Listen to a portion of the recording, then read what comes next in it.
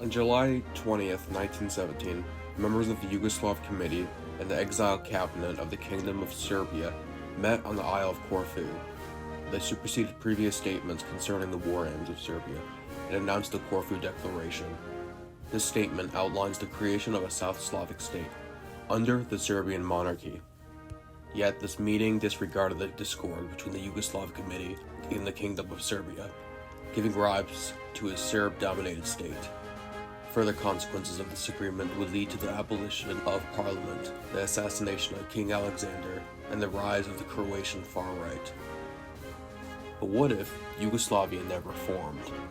How would the history of the Balkans, Europe, and the world be different? The idea of a united South Slavic state originated with the Illyrian movement of the 1830s. However, it was not fully materialized until the 20th century, with the collapse of the Austro-Hungarian Empire, with the creation of the Kingdom of Serbs, Croats, and Slovenes, later renamed as the Kingdom of Yugoslavia. Although the main proponent of South Slavic state, that being the Kingdom of Serbia, was at first opposed to the Illyrian movement because of the Obrevnik dynasty, who at the time wanted to preserve good relations with the Austrian Empire. This later changed with the May coup, which replaced the Obrevnik dynasty with the House of Karađorđević, who were Serbian nationalists, again opposed to the idea of Yugoslavism, in favor of a greater Serbia. The Kingdom of Serbia later changed its position on the idea of Yugoslavia during World War I, with the Niš Declaration, seeing an opportunity to expand into Austria-Hungary under the guise of united South Slavic people, and much later refined the decision with the Corfu Declaration. Serbia would later succeed in their goals. However, there was many issues that were later sidestepped or too late that could have gotten in the way of creating Yugoslavia, and is the start of this scenario. Going back to the predecessor to Yugoslavism is the Illyrian movement, which is also the forerunner to Croatian nationalism. Allow me to explain. After the Austro-Hungarian Compromise of 1867, modern-day Croatia came under the jurisdiction of Hungary, which faced increasing Magyarization. A direct reaction to this was the Illyrian movement, which sought out to promote the Croatian national identity. Although there was other factions within the movement, which later transformed into Yugoslavism. However, each of these ideas were not popular among the elite to actually have any political change within the empire, until the early 20th century, which saw nationalism abandoned and Yugoslavism favored in order to protect Croats from Germanization and Magyarization. So why did Yugoslavism succeed while nationalism failed? I would say it's how nationalism was implemented, and that was through trialism. Trialism was the proposal in which the Austro-Hungarian Empire would get a third crown to represent the South Slavic peoples, or Croats. This was popular among the Croatian and Austrian circles, but was opposed by the Hungarians in order to maintain control over the Balkans. However, it could have been implemented with the May Declaration, but I'll cover that later. The next most important issue that could have affected the creation of Yugoslavia was Austria-Hungary's withdrawal from World War I, which in the eyes of Serbian government could have accelerated the creation of the Triune Kingdom. For context, this was the time around the May Declaration was announced and Russia's withdrawal of diplomatic support of Serbia, which in turn created the catalyst for the Corfu Declaration to be created, as they wanted to quickly create Yugoslavia before the war was over. And that's why many issues were sidelined. In order for this to work somewhat realistically, is Austria-Hungary to leave the war, which is the perfect time to introduce the Sixtus Affair. The Entente never wanted the collapse of the Austro-Hungarian Empire, as they wanted to counter Germany's influence in Europe, which is why they also wanted a separate peace treaty with Austria-Hungary in order to isolate Germany in the continent. Meanwhile, in Austria-Hungary, things were looking pretty bad. The emperor had just passed away, and the empire's economy had been deteriorating throughout the war due to many issues, but most importantly to the scenario was political instability in the Balkans. The heir to the Habsburg throne was Charles of Austria, who at this time saw the writing on the wall and wanted to opt out of the war in order to preserve the empire. He called on his brother-in-law, Prince Sixtus of Parma, who was at this time fighting for Belgium, to negotiate with the French in order to end the war. The reason this didn't pan out was because of the fear of a German invasion, a speech made by the Austrian foreign minister, and a treaty of Brest-Litovsk. However, in order for this scenario to work, these need to be ignored for Austria-Hungary to leave the war. In April of 1918, Austria-Hungary would leave the war, and in return, Italy would receive land in accordance with the Treaty of London, seizing Istria, Zadar, and various Dalmatian islands. Romania, in accordance with the Treaty of Bucharest, would receive all of the Banat and portions of Transylvania, but areas like Sikeland and Crișana would remain Hungarian. All of Bosnia and southern Dalmatia would be given to Serbia and Montenegro. Bulgaria, currently fighting Greece and Romania, would now have a third front in Bosnia, facing Italian, French, and local Serb militias. Same as in our timeline, the Battle of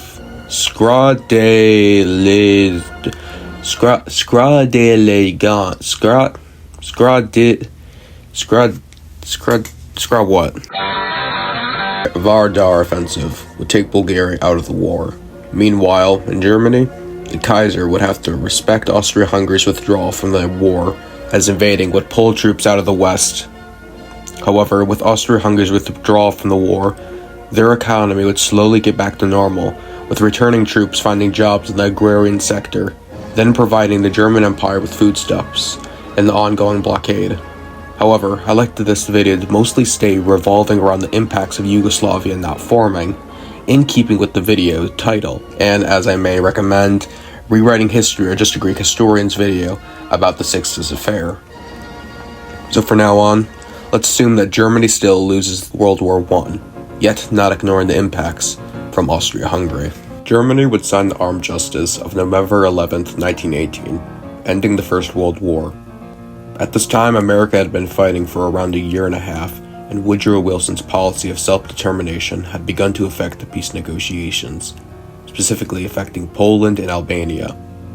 With Albania, the Treaty of London, which I mentioned earlier, in letting Italy seize the Dalmatian land, also had a clause specifying the annexation of territory in northern Albania. Serbia, seeming already screwed over by the Sixtus Affair, would send an ultimatum alongside Montenegro, demanding all territories north of the Drin River, going against Woodrow Wilson's calls for an independent Albania, free of any influence. Albania would refuse to comply with these demands, with support from the League of Nations. Montenegro would back off from these claims, prompted by Italian appeals, unlike the Kingdom of Serbia, which would send troops to the Albanian border. In 1921, things would escalate when the self-government of Mardita, a Catholic separatist state, and the city of Mardita would declare independence under the protection of the Kingdom of Serbia. Serbian troops would then enter the north, but would be demanded to retreat back across the border by the League of Nations. Serbia would renounce its territorial claims on Albania, being forced to recognize its independence, leading to the fall of the self-government of Mardita. To the north, there was then independent Poland, who would take Galicia from Austria-Hungary. I would say more about how there would be protests from the Empire and the Ukrainian nationalists, but by now Austria-Hungary had not enough strength to refute Polish claims with support from Woodrow Wilson and the Entente, wanting to keep the balance of power in West Ukraine to Russia, who in their eyes wouldn't fall to communism. This would likely result in a plebiscite vote, resulting in Poland taking all of Galicia, minus some areas south of the Dniester River in the east. Austria-Hungary, now under the reign of Charles of Austria, would see a series of political, economic, and administrative reforms arising from the complications during the First World War. During the war, manpower shortages led to the introduction of women into the urban workforce. However, this could not substitute for the industrial sector of the empire, due to hiring standards at the time being sexist towards women. This led to workers being forced to work more hours and follow regulations set by the military. An effect of this was the upward trend of organizing labor unions throughout the empire, particularly in Bohemia and Austria, which in our timeline gave the SPO and the CSSD popularity in the region. This would be a large shift in the Imperial Council of Austria, which would be swinging from center-right to left-wing. A left-wing shift in parliament would also be shared in the Hungarian portion of the empire. The loss of territory, primarily inhabited by non-Hungarians, result in the loss of votes for the then dominant National Party of Work, which heavily relied on these votes. But the main opposition to this party, the Party of Independence in 48, or commonly known as the Kuseth Party, was splitting apart into two factions. This would lead to the election being won by a coalition of socialists, social democrats, and communists, leading to the premiership of Istvan Tiza. The leftist victory in the empire would pave the way for administrative reforms in the Croatian half of the empire. Earlier, I mentioned the May Declaration, which is a series of demands advocating for the creation of a unified South Slavic state within the empire. Although at the time it was popular and accepted, it was far too late to save the empire as it disintegrated. To mediate the growing strife in the empire, Charles and Slav dignitaries of the Party of Rights would seemingly force the pen to strike paper, allowing the Prime Minister, Istvan Tiza, to sign it without the approval of the Hungarian crown, resulting in the Compromise of 1920, the restoration of the Croatian constitution, and the proclamation of the Triad Kingdom would also be supported by other factors, such as both parliaments of the empire being controlled by a left-wing administration, and the role of religion in cultural identity would play a large part. But I'd like to cover that politics of Austria-Hungary in part 2. The Kingdom of Serbia, following the fiasco of Mardita, would face a series of incidents that would engulf the nation in political instability and turmoil. The failure to gain more territory in Albania would subsequently lead to the resignation of Nikola Pasic, followed by parliamentary elections of 1922 being split between the Democratic Party and a non-Serb opposition. This would lead to another crisis over the opposition's refusal to recognize the Democratic Party's Serbian-oriented policies, leading to resignations and boycotts in the upcoming election.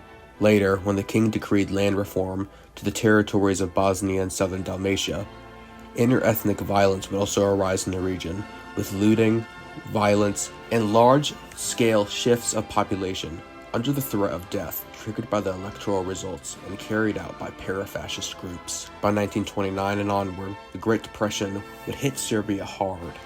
Overproduction of grain on the international market was dropping by 1926, but later nosedived into the ground, taking out the rest of the Serbian industry. This, along with the trade dropping by 70%, would lead to mass poverty and the income of the average household going down by 2/3. The only way for farmers to escape this was to take out loans, putting themselves into more debt. In 1935, the promise of economic reform and prospects of a united Yugoslavia would lead to the creation of a Yugoslav radical union under the new policy of Milan Stojanovic, splitting from the People's Radical Party and uniting with the Yugoslav Muslim organization and smaller Croatian parties. This would succeed the failed Yugoslav National Party, which was created by King Alexander as a last-ditch attempt to preserve Yugoslavism. However, the Yugoslav Radical Union would take things a new direction by modernizing and promoting unity throughout the nation. Although productive in some aspects, this ideology in itself was artificial and synthetic to the people, and relied heavily on the support of the aristocracy and elite of the kingdom, and not the people. However, seeing the rise and successes of Benito Mussolini's fascist state in Italy, and the seemingly looming threat of communism, other groups would arise. Under the command of former Corporal Dmitry Lodaladvik, the Yugoslav national movement would spread its influence. Under the threat of a potential revolution from the communists, the Yugoslav Radical Union would dissolve, and snap elections would be held to counter the left. Widespread attacks on universities and voting stations would lead to a contested election of 1937, leading to discontent and further attacks from both the communists and fascists. Martial law would be declared, and parliament would be abolished by the king, who would then be assassinated by the far-right Ustaše. The regent, Prince Paul Karađorđević, would assume control of the kingdom and would be facing the potential of a civil war. Dmitry, copying and pasting what had just happened in Italy years prior, would march on Belgrade and demand the premiership of the government. And with no other choice, the then regent, Paul, would grant his demand, and the Kingdom of Serbia would fall to fascism.